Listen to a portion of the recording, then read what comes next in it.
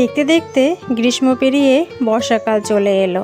যদিও পশ্চিমবঙ্গে এখন সারা বছরই বৃষ্টি হতে থাকে, তা যাই হোক, বর্ষাকালে বর্ষা হবে এটাই তো স্বাভাবিক। সারা বছর যতই বৃষ্টি হোক না কেন, বর্ষাকালের আমেজটা একমাত্র বর্ষাকালেই ভালোভাবে এনজয় করা যায়।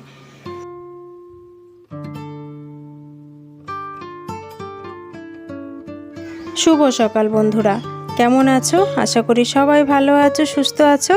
আমি মিতালি, আমার নতুন একটা ব্লগে তোমাদের সবাইকে আরও একবার স্বাগত জানাই। ঘড়িতে এখন বাজে সকাল 8টা। দুষ্টু ঘুম থেকে এই উঠলো, ডেকে ডেকে তুললাম। আর এখন কি জানি কি হয়েছে, ঘুম থেকে সকাল সকাল উঠতেই চায় না। যদি ওর বাবা সকালে তুলে দিয়ে যায় তাহলে ঠিক আছে, না হলে 8টা, 8:30, 9টা, তার আগে বিছানা থেকে একদমই উঠতে চাইবে না। তো আজকে একটু ডেকে ডেকেই তুলে দিলাম। বেশ কয়েকদিন হয়ে গেল ওর স্কুল যাওয়া হচ্ছে না। একদিকে বিয়ে বাড়িতে গেছিলাম, তো সেখান থেকে আসার পর 2 দিন তো 3 দিন তো পুরো রেস্টই নিলাম, আর স্কুলে যাওয়া হচ্ছে না। তাই ভাবলাম যে আজ ওকে স্কুলে নিয়ে যাব। তো ঘুম থেকে তুলে ওকে ব্রাশ করতে দিলাম, ও কলপারে ব্রাশ করছে। আর এখনও একা একাই না মুখ ধুতে পারে, আমার কাজও লাগে না। আমি যদি করতে যাই বলবে তুমি সরো, আমি পারি করতে। তো যাই হোক, সকালবেলায় চিৎকার চেঁচামেচি না করে ওকে জল ভরে দিয়ে আসলাম। ও মুখ ধুচ্ছে আর আমি এদিকে ঘরের কাজটা টুকটাক একটু সেরে নিচ্ছি, তারপরে ওকে নিয়ে যাব স্কুলে।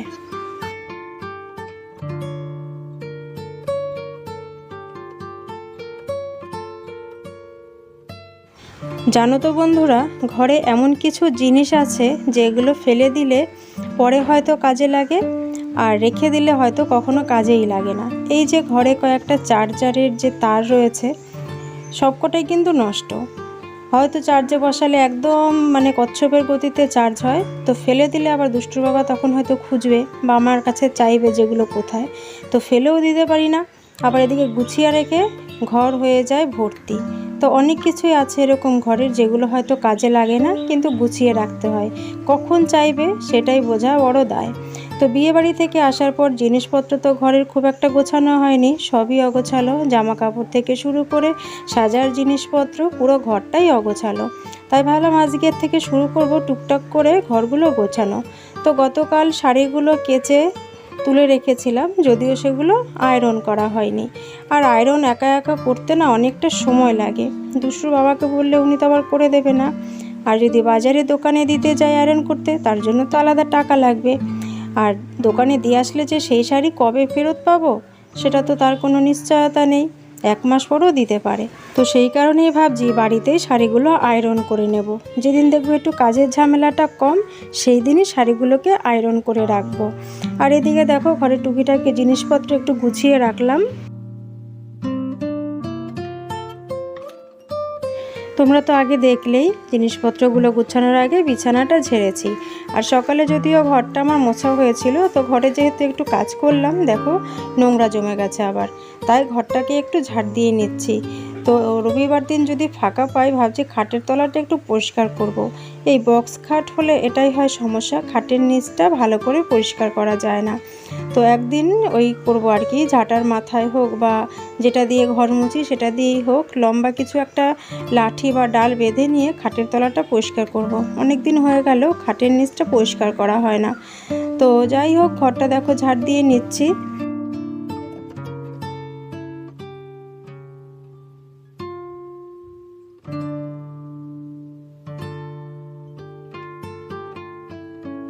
আমাদের বাড়িতে আরও একটা বিরক্তিকর জিনিস, সেটা হলো এই বর্ষাকালে হচ্ছে কেন্ন।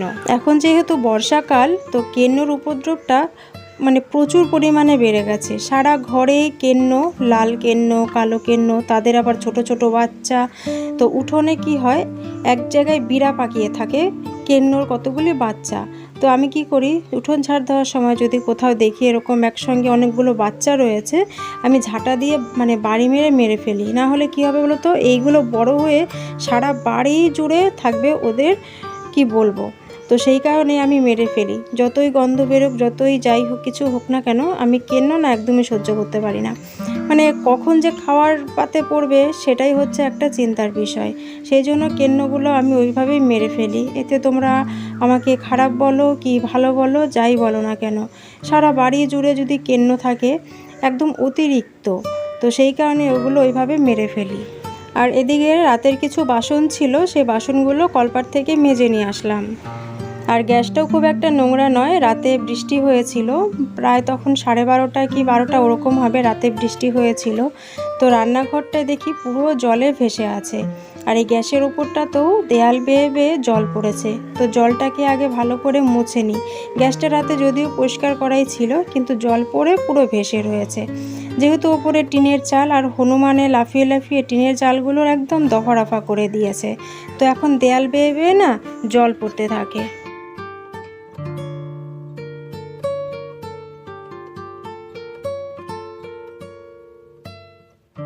আর এদিকে দেখো কিছু কাচাকাচি বের করে নিয়েছি। কালকে না বিছানা চাদরটা তুলেছিলাম, তো কালকে আর কাচা হয়নি, কালকে অন্য কিছু কেচেছিলাম, চাদরটা রেখে দিয়েছিলাম।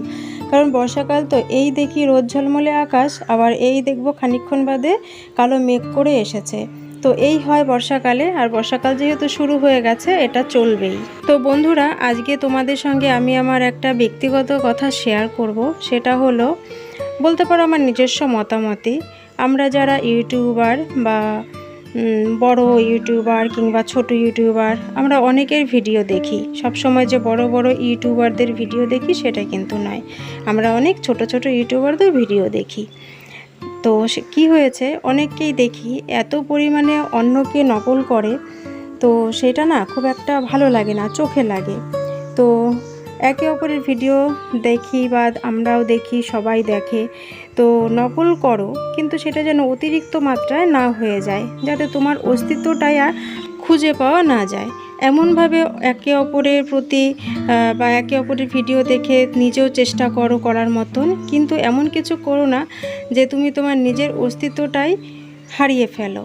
তো আমিও অনেক ভিডিও দেখি, অনেকের ডেইলি ব্লগ দেখি, ভালো লাগে। আবার কেউ কেউ তো আছে এমন, মানে কি বলো তো, ভয়েসটাই পর্যন্ত দেয় না, মানে অন্যকে দেখি নিজের ভয়েসটাকেই টোটাল অফ করে দেয়, কোনো রকম একটা কপিরাইট মিউজিক দিয়ে পুরো ব্লগটা শেয়ার করে। তো এতে কি হয়, ভালো লাগে না সেটা, তাই না? তো যে যেরকম করছে করুক, কিন্তু এত পরিমাণে নকল করো না অন্য কাউকে দেখে, যেখানে তোমার কোনো অস্তিত্বই না থাকে। তো যাই হোক, দেখো জামা কাপড় কেচে মেলে দিলাম, আর দুটো কম্বল রোদে দিয়ে দিচ্ছি। বৃষ্টি হলে কি হয় বলো তো, এগুলো না কেমন যেন স্যাঁতস্যাঁতে হয়ে যায়, ভেজা ভেজা থাকে। তো দেখো রোদ উঠেছে এখন বেশ, তো ভাবলাম একটু রোদে দিই। তো একদিন ভাবছি বালুচগুলোও রোদে দেব, তো গতকালও দিয়েছিলাম। লোটে মাছগুলো তো ছোট ছোট কেন? ছোট ছোট আজকে লোটে, এরকম লোটে ফার্স্ট এসছে। আর আজকে কি রান্না করব, তাই মাচালা দাদাকে দাঁড় করালাম। তো মাচালা দাদা আমাদের বাড়ি থেকে অনেকটা দূরে চলে গেছে, মানে আমি ডাকতে ডাকতে উনি চলে গেছে অনেকটা। তো ডেকে দাঁড় করালাম। এদিকে দেখো কয়েক পদেরই মাছ, তো কোনোটাই পছন্দ হলো না, তাই ভাবলাম যে লোটে মাছটাই নিই। তো লোটে মাছটাও বেশ ভালো লাগে খেতে, সেই জন্য এখানে দেখো 500 গ্রাম লোটে মাছ নিলাম। আর 15 টাকা শ চাইছিল, আমি 120 টাকা করে বললাম। দেখো কি সুন্দর আম হয়েছে, এটা মনে হয় 12 মাসের আম। এদিকে আম, আবার এদিকে মুকুল গাছে, নিচে একদম পুরো ঝোপের মধ্যে কতগুলি। ওই সাইডে একটা বড়, নিচে একদম পুরো মাটির সঙ্গে ঝুলছে।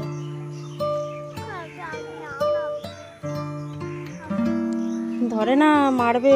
চলো চলো চলো, না না না না, চলো চলো, না না না না না, চলো চলো চলো।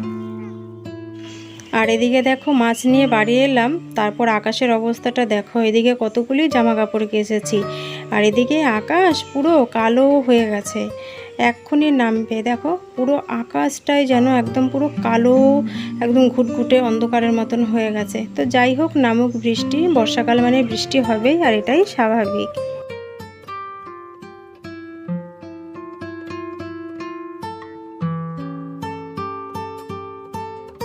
বড় মেয়ে তো স্কুলে গেছে, ওর যেহেতু এখন মর্নিং স্কুল, তো এই সপ্তাহটা হয়ে বোধ হয় পরে ডেতে হবে স্কুল। তো আমি সকালে সেরকম কিছু করিনি, দুষ্টু তো স্কুলের মিড ডে মিলের খাবারটা খেয়েছে, আর আমার একার জন্য কী বা করবো, আর সেই কারণেই কিছু করলাম না।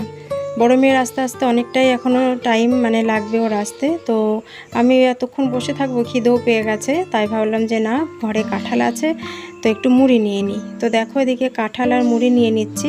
তো অনেকেই তোমরা কাঁঠাল খেতে পছন্দ করো, আবার অনেকেই পছন্দ করো না। এর আগেও তোমরা আমাকে কমেন্ট করেছো, অনেকেই বলেছো যে কাঁঠাল খেতে ভালো লাগে না। কিন্তু আমার বলবো যে খারাপও লাগে না, ভালো লাগে না, কিন্তু খাই, ঘরে থাকে যখন তখন একটু হলেও খাই।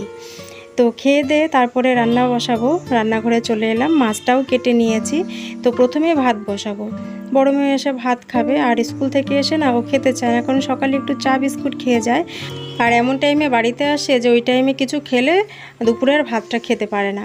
তো সেই কারণে বাড়িতে এসেও কিছু খায় না, তো এই জন্য একটু তাড়াতাড়ি করে ভাতটা বসিয়ে দিলাম, যে এসে ভাত আর একটাই তরকারি যদি কিছু হয়ে যায় এসে ভাতটা খেয়ে নিতে পারবে।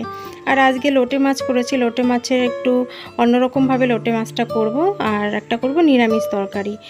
5 ফোড়ন দিয়ে দিলাম। এদিকে দেখো আলু, কুমড়ো আর ঢ্যাঁড়স দিয়ে করব একটা নিরামিষ তরকারি।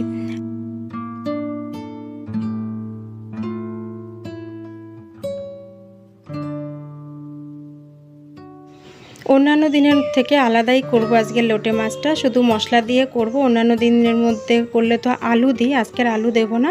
আজকে শুধু পেঁয়াজ, রসুন, আদা, জিরে বাটা, লঙ্কার গুঁড়ো, হলুদ গুঁড়ো এই দিয়েই করব হচ্ছে এই লোটে মাছের তরকারি। আর নামানোর আগে দিয়ে দিলাম একটু ধনে পাতা। আর আমার হাতে তো লোটে মাছ একদমই ভেঙে চুরে যায়, কিন্তু আজকে একদম পুরো গোটা গোটাই রয়েছে, তোমরা দেখেই হয়তো বুঝতে পারছো। তো যাই হোক, আজকের ব্লগটার বেশি বড় করলাম না, কেমন লাগলো কমেন্ট করে জানিও। আবারও তোমাদের সঙ্গে দেখা হচ্ছে নেক্সট ব্লগ।